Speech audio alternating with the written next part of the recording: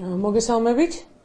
ეს არის ძლიერი საქართველოს გამოხმაურება იმ სამარცხვინო პროცესთან მიმართებაში, რომელიც მიმდინარეობს თვითმარქვია პარლამენტში.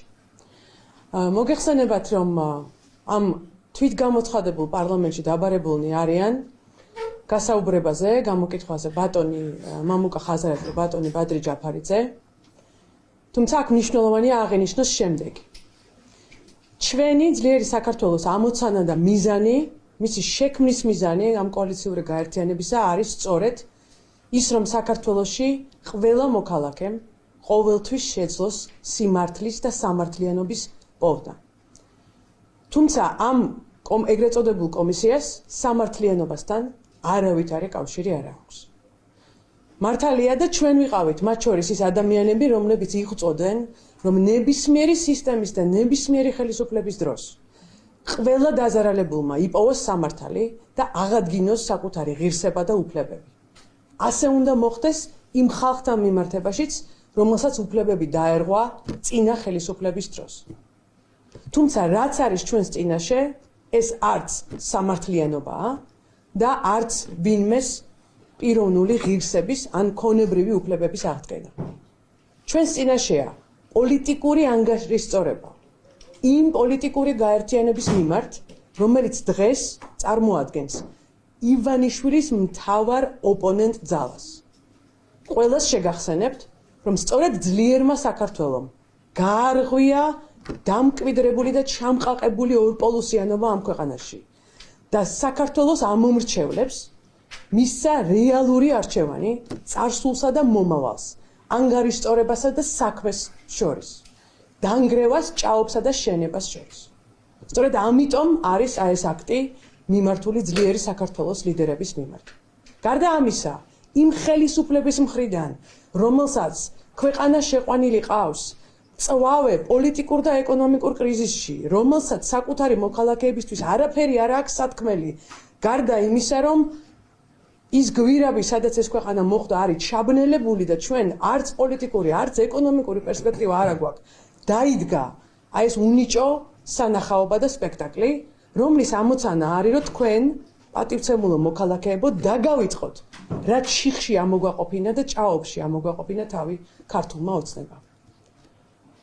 გასაგებია, რომ ჩვენთვისაც მნიშვნელოვანია და ჩვენი ამოცანა არის, რომ ისეთი დამოუკიდებელი სასამართლო შეიქმნა საქართველოში, სადაც ყველა საქართველოს მოქალაქე თუნდაც წინა ხელისუფლების დროს დაზარალებული იპოვის სამართალს.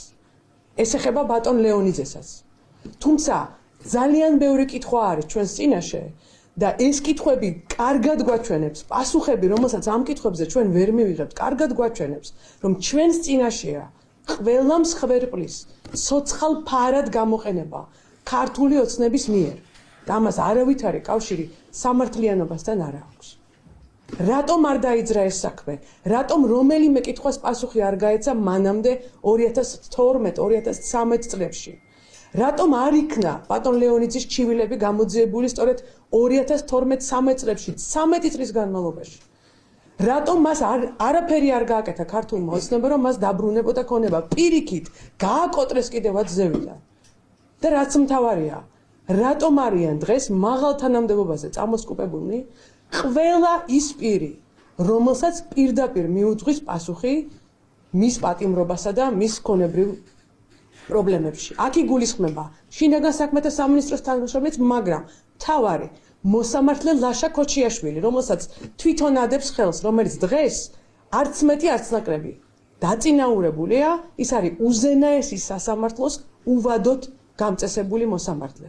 მოსამართლე ლომთათიცე, რომელმაც იგი გაუშვა პატიმრობაში და რომელიც იმის შემდეგ დაწინაურდა და დღეს არის შუარგოლის სააპელაციო სასამართლოს მოსამართლე.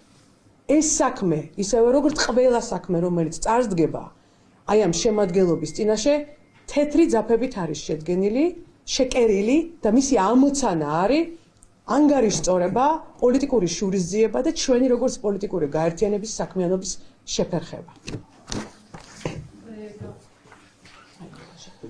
გამარჯობა, მოკლედ ვიტყვი, 13 წელია ხელისუფლებაშია ეს ხალხი და ეხლა აღმოაჩინეს, რომ თურმე რაღაცები მომხდარა 13 წლის წინ და 15 წლის წინ და 17 წლის წინ და რა თქმა უნდა, სამართალთან რამის გულწრფელად გამოძიებასთან საქმე არა გვაქვს, უბრალოდ რაღაც ახალი შაპიტო მოიფიქრეს პარლამენტს რო ეძახიან თავის თავს იმ ხალხმა და იმ ცირკში და იმ შაპიტოში გვეპატიჟებიან რომ მონაწილეობა მივიღოთ, რასაც ჩვენ არ ვაპირებთ, ხოლო რაც შეეხება თუ რამის გამოძიება უნდათ მართლა ნაციონალურ მოძრაობასთან დაკავშირებით, ბიძინა ივანიშვილი ვაფინანსებდა ნაციონალურ მოძრაობას და ღმერთმა უწყის რამდენი 10 მილიონი გადაურიცხა 7 ნოემბრის დარბევის შემდეგაც რო ვაფინანსებდა, ის გამოიძიონ ერთი თუ მაგრები არიან. მაგრამ რა თქმა უნდა აფის გამოძიებასთან საქმე არ გვაქვს, უნდათ ჩვენში ხედავენ ჩვენს კოალიციაში ძალიან ძლიერ პოლიტიკურ გაერთიანებას, რა მოგვიხერხონ არიციან და აი ახლა ასე გვემუქრებიან რომ დააპატიმრებენ მამუკა ხაზარაძეს დააპატიმრებენ ბადრი ჯაფარიძეს. ჩვენი პასუხი არის ძალიან მარტივი, რომ აი ამ მუქარების არავის არ ეშინია, არც ციხის გვეშინია, არც დაპატიმრების მუქარის გვეშინია. და არც იმ რეპრესიების რაც ჩვენ წინააღმდეგ არის გაჩაღებული, ან რა რეპრესიების გატარებასაც გეგმავთ. ასე რომ თუ თქვენი გათვლა იმაზეა რომ გავწყდებით, გავიბზარებით და შევშინდებით, იქ ვერ მოხვდით ჩემო ბატონო, სხვა მისამართზე მოხვდით, თქვენში იაშინეთ ერთმანეთი აი იმ შაპიტოში, რომელშიც მონაწილეობთ. აი ეს არის ჩვენი კონკრეტული პასუხი თქვენ. მოგესალმებით. კოალიცია ძლიერი საქართველოს სახელით მიმართავთ ბიძინა ივანიშვილს და ვამბობთ, გამოწვევა არის მიღებული.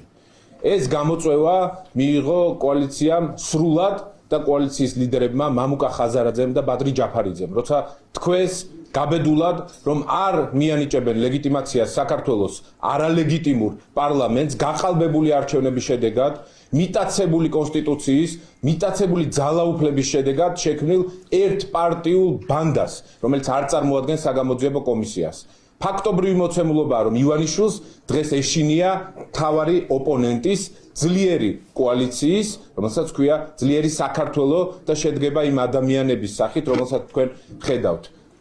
ჩვენთვის მთავარი მიზანი არის ის, რომ ამ ქვეყანაში ჩატარდეს ახალი საპარლამენტო არჩევნები და გათავისუფლდნენ პოლიტპატიმრები.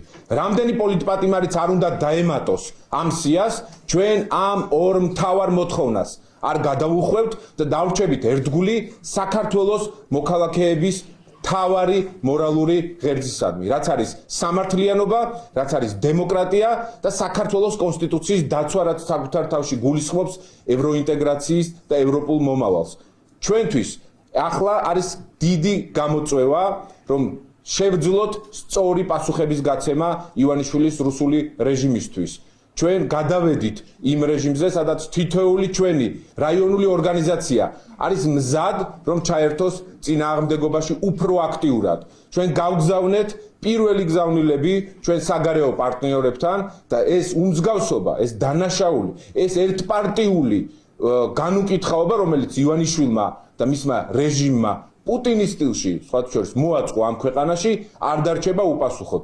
ერთიანი ძლიერი საქართველო დგას დღეს თქვენ წინაშე და ჩვენ ერთობლივად მოემსახურებით საქართველოს მოქალაქეების ინტერესებს. მადლობა.